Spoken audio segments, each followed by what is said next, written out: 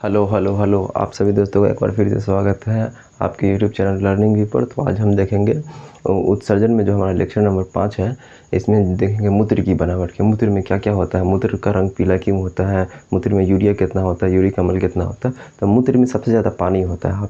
तो कितना पानी होता है? 96%। 96% सिर्फ पानी होता है। उसका ठोस 4% होता है। उस 4% में 2% यूरिया होता है और 2% अन्य पदार्थ होते हैं बहुत सारे जो होता है वो पाए जाते हैं। मोटा मोटी जो होता है, मेन जो होता है वो जल होता है 96%। मूत्र का रंग पीला क्यों होता है? ये बहुत इंपॉर्टेंट क्वेश्चन है।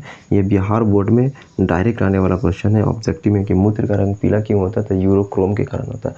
और एक और क्वेश्चन यहाँ से बनता है कि प्रत्येक 100 ml रक्त में जो होता है यूरिया की मात्रा कितनी होती है? तो यूरिया की मात्रा जो होती है वो 30 मिलीग्राम होती है। कितना होती है? 30 मिलीग्राम होती है।